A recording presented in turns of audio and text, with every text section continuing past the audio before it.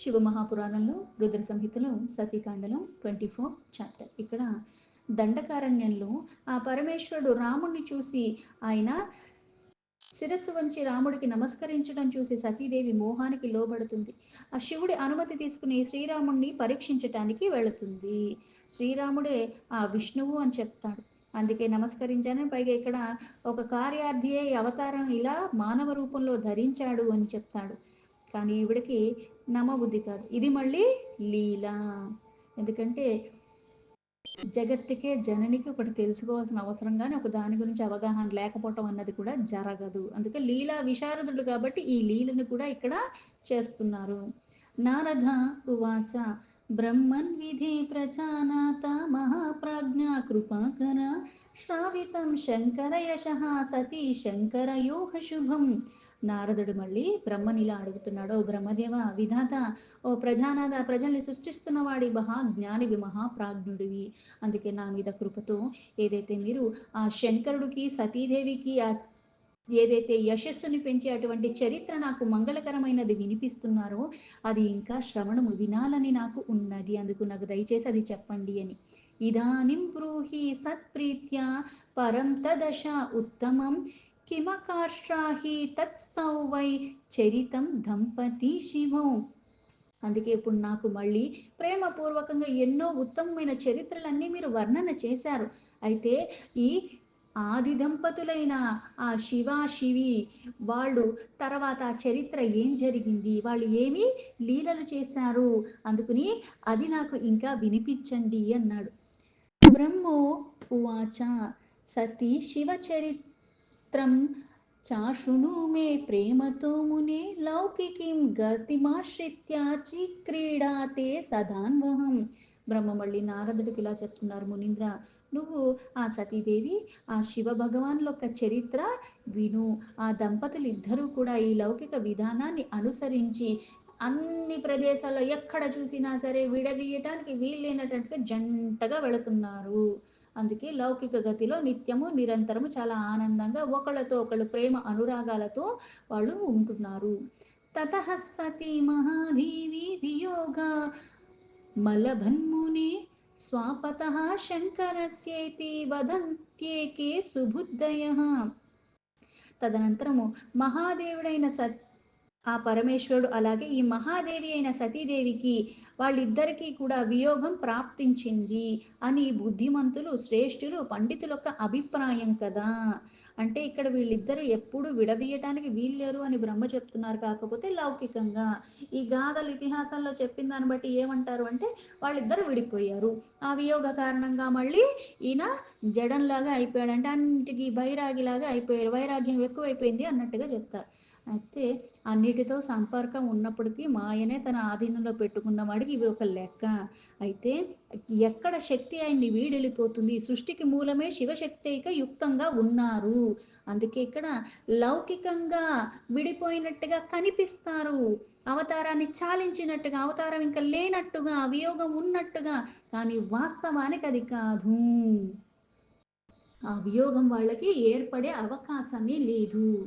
వాగర్తావివ సంపృక్తౌ శక్తిశో సర్వదా చితో కథం ఘటేత చ తాయోర్వియోగస్తత్వతో ముని. అందుకే ముని వాస్తవానికి ఆ శక్తి ఆ శక్తిమంతుడు పరస్పరం వియోగం అన్నది జరగనే జరగదు. అసలు ఎలా జరుగుతుంది? చిన్మయంగా ఉంటారు ఇద్దరూ కూడా. ఈ చిత్ స్వరూపులైన వారు లీలా విషయంలో ఇలాగా ఉన్నట్టుగా కనిపిస్తారు, కానీ ఆ వాస్తవానికి వాళ్ళిద్దరూ విడతీయటానికి వీలు లేనటువంటి వాళ్ళు.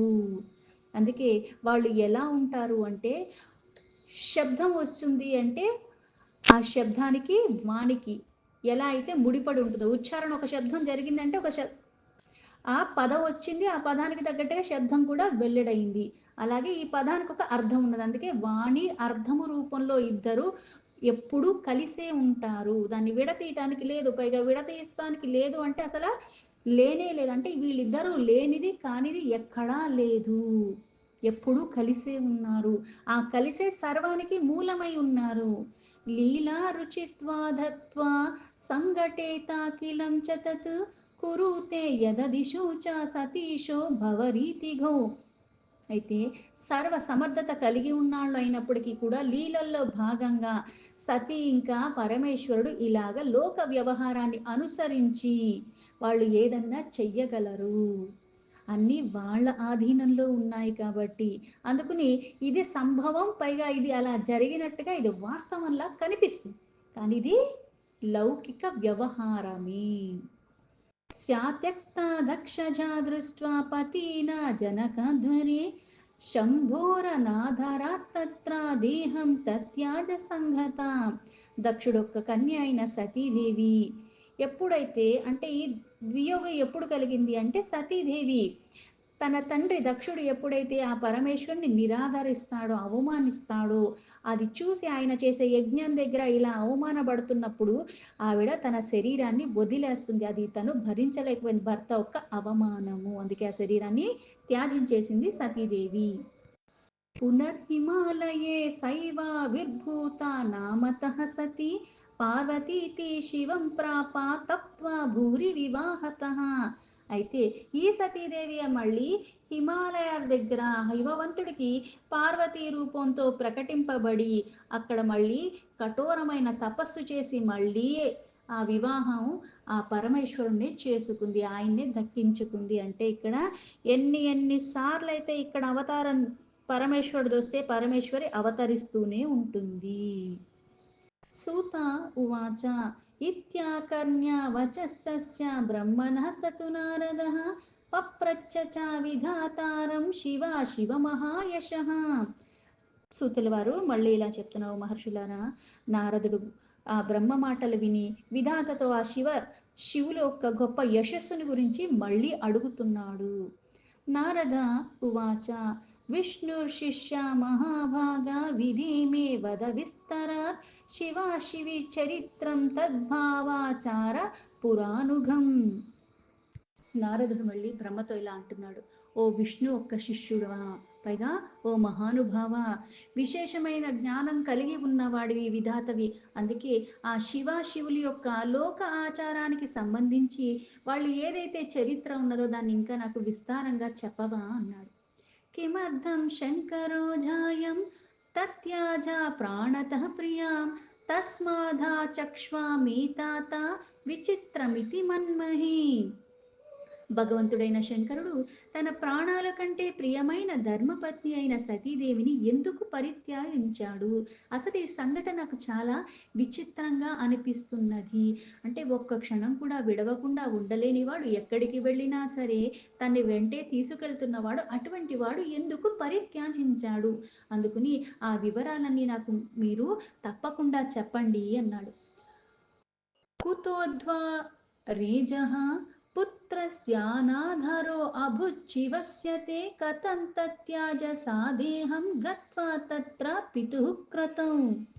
మీ పుత్రుడైన అంటే బ్రహ్మ ఒక్క పుత్రుడు దక్షుడు. అందుకని మీ పుత్రుడైన దక్ష ప్రజాపతి యజ్ఞంలో ఆ పరమేశ్వరుడు లేకుండా పైగా ఆ పరమేశ్వరుని అనాదరణ ఎందుకు చేశాడు? అసలు ఆ కారణం ఏంటి? అయితే తన తండ్రి చేస్తున్న యజ్ఞంలో తన భర్తకి ఇలాగా ఎందుకు అవమానం జరిగితే ఆవిడ తన శరీరాన్ని ఎందుకు వదిలేసింది? తతః కిమభవత్తత్ర కిమాకర్షిన్ మహేశ్వరః తత్సర్వం మే సమాచక్ష్వ శ్రాద్ధాయుక్ తచ్యుతావహం. దీని తర్వాత మళ్ళీ ఏం జరిగింది? ఆ మహేశ్వరుడు ఏం చేశాడంటే సతీదేవిని అంత ప్రాణంగా చూసుకున్నవాడు ఆ సతీదేవి త్యాజించేస్తే శరీరాన్ని ఆయన ఏం చేశాడు? ఈ విషయాలన్నీ కూడా నాకు వివరించినండి.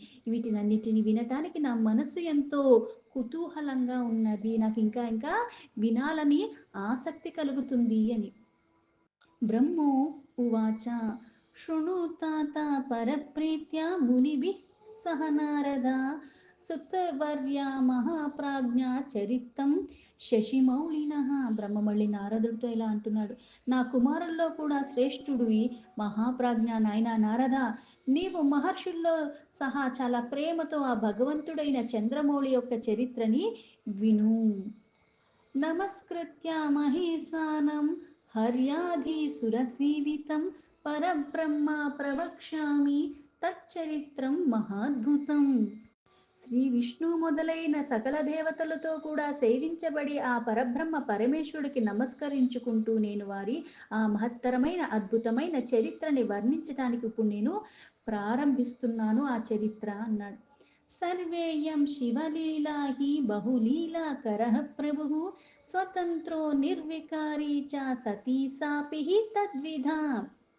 ముని ఇక్కడ లీల చేస్తున్నాడు, ఎందుకంటే అన్నిటి మీద ఆధారం ఆయనకి అవసరం లేదు. అంటే పైగా ఈయన ఆధార రహితంగా ఉన్నాడు, కానీ అన్నిటికీ అవసరమైన ఆధారం ఆయన కల్పిస్తున్నాడు.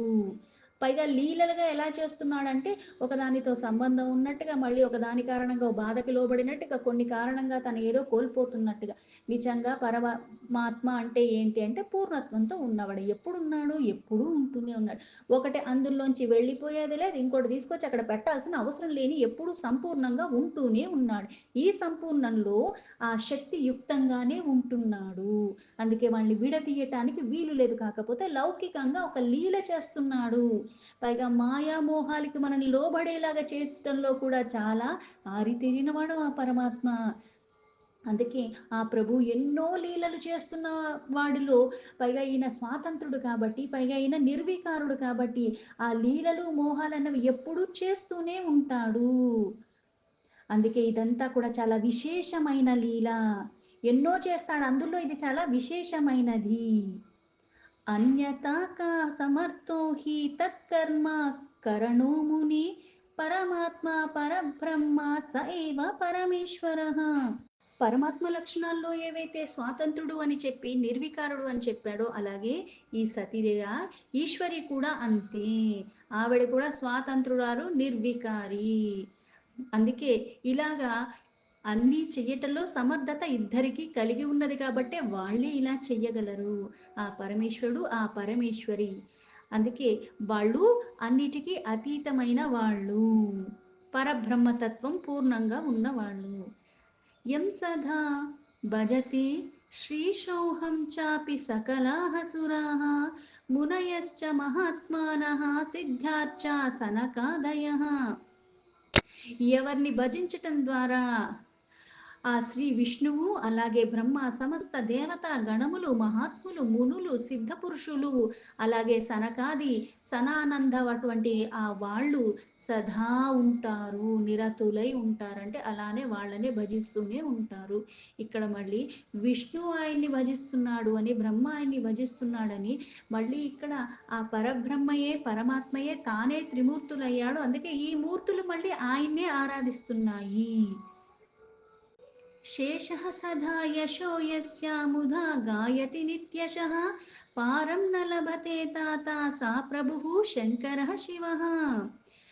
ఇక్కడ ప్రసన్నతతో చాలా ఆనందకంగా ఆ యశస్సు ఎవరైతే గానాలు చేస్తున్నారో, అంటే విశేషమైన వాటిని నువ్వు ఎప్పుడైతే విశేషమైన శ్రద్ధతో నువ్వు చేస్తూ ఉంటావో, పైగా దాన్ని భావన తెలుసుకుని ఆనందంగా, ఎందుకంటే ఇది అన్నిటికీ మూలమన్న పరతత్వాన్ని గ్రహించగలిగేలాగా నిరంతరము గానం చెయ్యటం ద్వారా వాళ్ళు ఈ భవసాగరాన్ని చాలా తేలికగా దాటేస్తారు.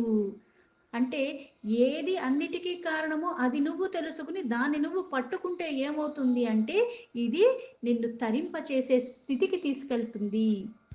తస్యేవ లీలయా సర్వోయమితి తద్విభ్రమః తత్ర దోషో న కస్యాపి సర్వవ్యాపీ స ప్రేరకః. అంటే ఈ తత్వాలతో కూడుకున్నది అర్థం కానప్పుడు ఆ భ్రమలకి లోబడిపోతారు. ఎందుకంటే మాయా మోహాలతో కూడుకున్న జగత్తంతా కూడా లీలగా చేసిన ఆ పరమాత్మ.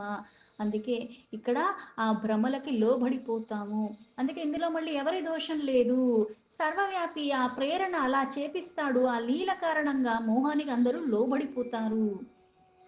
ఏకస్మిన్ సమయే రుద్రః సత్యాత్రి భవఘో భవః వృషమారుహ్య పర్యాటత్రసాం లీలా విశారదః. ఒకానొక సమయంలో ఈ మూడు లోకాల్లో విహరించే లీలా విశారదుడైన పరమేశ్వరుడు సతీదేవితో కలిసి విహరిస్తూ ఉన్న ఆ క్రమంలో వీళ్ళలా తిరుగుతూ, తిరుగుతూ, తిరుగుతూ అంటే ఇక్కడ లీలలు చేయటంలో ఎలా చేస్తాడంటే, ఈ ప్రదేశం నుంచి ఇంకొక్కడికో వెళ్ళినట్టు. పైగా మనకేం చెప్తారు పరమాత్మ తత్వం అంటే సర్వవ్యాపి. అంటే సర్వము వ్యాపించి ఉన్నాడు. ఇక్కడ ఎక్కువ లేదు, అక్కడ తక్కువ లేదు. అలాంటి ఆయన మళ్ళీ విహరించటం ఏంటి? అంటే ఎప్పుడూ అన్ని ప్రదేశాల్లో ఒకేలాగా ఎప్పుడూ ఉంటున్నవాడు కాకపోతే మళ్ళీ లీలా భాగంగా ఇక్కడి నుంచి అక్కడికి కదులుతున్నట్టుగా. అందుకే ఆ లీలా విశారదుడు రుద్రుడు సతీ సమేతంగా వృషభ వాహనం మీద ఎక్కి అలా భూమి మీద భ్రమణ తిరుగుతూ ఉన్నాడు. అగత్య దండకారణ్యం పర్యాటన సాగరం భరాం దర్శయన్ తత్రఘాం శం శోభాం సత్యేహ సత్యపణః ప్రభు. ఇలా భూమి మీదకి వచ్చి అక్కడ కూడా తిరుగుతున్న సమయంలో భ్రమణ అంటే తిరుగుతూ తిరుగుతూ తిరుగుతూ మొత్తానికి ఇప్పుడు మనమేదో ఇక్కడికి వెళ్ళాలనుకుంటున్నాం, అలా వెళ్ళాలనుకుంటూ వెళ్ళకుంటూ అది మర్చిపోయి ఇంకో దగ్గరికి వెళ్ళే ఆస్కారం ఉంది. కానీ ఇక్కడ ఈయన అలా కాదే, అంటే ఎక్కడికి వెళ్ళాలో అక్కడికే వెళుతున్నాడు. కాకపోతే అక్కడికి వెళ్ళాలన్నట్టుగా కాకుండా ఏదో అక్కడికి అకస్మాత్తుగా వచ్చినట్టుగా తనకి తెలియదు అన్నట్టుగా అది కల్పిస్తున్నాడు లీలల. కాకపోతే ఎక్కడికి రావాలో అక్కడికి, అక్కడికి రావటానికి మళ్ళీ అక్కడ ఇంకో లీల చేయటానికి వచ్చాడు. స్వామి ఆ దండకారణ్యంలోకి మొత్తానికి ప్రవేశించాడు. ఆ దండకారణ్యంలో వచ్చి అక్కడ మళ్ళీ సత్య ప్రతిజ్ఞ చేసి మళ్ళీ ఆ ప్రభు సతీకి అక్కడ మళ్ళీ శోభనంతా కూడా చూపిస్తున్నాడు. సత్య ప్రతిజ్ఞ చేసిన వాడెవరు అంటే ఆ రామచంద్రుడు. దండకారణ్యంలో ఆ రాముడు ఉన్నాడు అక్కడ. సీతాదేవి ఎడబాటుకి లోనయ్యి సీత కోసం ఎతుకుతున్న ఆ సమయంలో తత్ర రామం దదర్శాసౌ లక్ష్మణేనాన్వితం హరః అన్విష్యంతం ప్రియాం సీతం రావణేన హృతాం చలాత్. అక్కడ రాముడు లక్ష్మణుడితో కలిసి ఉన్నాడు, వాళ్ళకి కనిపించాడు. రావణాసుడు మళ్ళీ మాయతో ఇక్కడ మోసం చేసి తన ప్రాణానికి ప్రాణమైన సీతాదేవిని అక్కడి నుంచి తీసుకెళ్ళిపోయాడైతే సీత ఎక్కడుందా ఎక్కడుందా అని వెతుకుతున్నాడు ఆ శ్రీరాముడు. హాసీతేతి ప్రోచ్చరంతం విరహావిష్టమానసం యతస్తతశ్చాపశ్యంతం రుదంతం హి ముహుర్ముహు.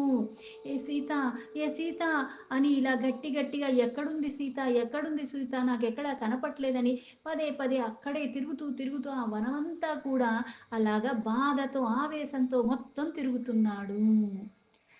సమిచ్చంతం చ తత్ప్రాప్తిం పృచ్చంతం తద్గతిం హృదా కుచాదిభ్యో నష్టధీయమత్రపం శోక విఫలం. ఎక్కడ చూసినా సరే అంటే ఇప్పుడు సీత కనపడాలి, సీతని వెతికే ప్రయాసలో ఎలా ఉన్నాడంటే అన్ని దిశలు కూడా అలాగే సీత ఎక్కడ సీత ఎక్కడ సీతకి ఏమైంది అన్నట్టుగా ఆ విచారణలోకి వెళ్ళిపోయాడు. అక్కడ మళ్ళీ ఆ వృక్షాల్ని అన్నిటినీ కూడా అడుగుతున్నాడు, నువ్వు చూసావా సీతని, నీకు తెలుసా సీత ఎక్కడికి వెళ్ళిందో. ఆ వృక్షాలను అడుగుతున్నాడు, అక్కడ ఉన్న జీవరాశులను అడుగుతున్నాడు, పువ్వుల్ని అన్నిటినీ అడుగుతున్నాడు. సీతకేమైంది సీతకేమైంది, ఇది కూడా ఒక లీల. అంటే నిజంగా లౌకికంగా మనకు ఏదన్నా జరిగి మనం ఏదన్నా కోల్పోతే మనం ఎలా వ్యవహరిస్తాము మనుష్యులము. ఈ భావనలు ఎక్కువగా ఉంటాయి, భావోద్వేగం కూడా అతిగా ఉంటూ ఉంటుంది, ఆనందం బాధ ఇవన్నీ కలిగి ఉంటాయి. అలాగే ఇక్కడ కూడా తను కూడా అలాగే ఆ బాధలు ఇక్కడ కపటంగా హరించకపోయినప్పుడు కూడా హరించబోయే ముందు కూడా తనకి తెలుసు అది జరుగుతుందని. కాకపోతే లీలా భాగంగా ఎలా అయితే అన్నీ తెలిసి కూడా అది అయ్యేంత వరకు వేచి ఉన్నాడు. ఎందుకంటే దీని తర్వాత జరగాల్సిన లీలలు కూడా జరగాలి కాబట్టి. ఇక్కడ ఆ రాముడి మనస్సేమో లౌకికంగా రామావతారంలో ఆ విరహ బాధతో ఆవేశంతో అక్కడ ఆవరించి ఉండి అక్కడ పాపం అన్నిటినీ ఎక్కడ నా సీత ఎక్కడ నా సీత, ఈ వృక్షాన్ని ఆ వృక్షాన్ని నువ్వు చూసావా, నువ్వన్నా చెప్పు నువ్వన్నా చెప్పు అని బుద్ధి నష్టపోతే ఎలా ఉంటారో, తీవ్రమైన బాధకి లోబడితే ఎలా ఉంటారో అలాగా శోకంలో నిండిపోయి ఉన్నాడు ఆ శ్రీరాముడు. దీంతో శివమహాపురాణంలో రుద్ర సంహితలో సతీకాండలో 24 చాప్టర్లో 25 శ్లోకాలు సంపూర్ణం.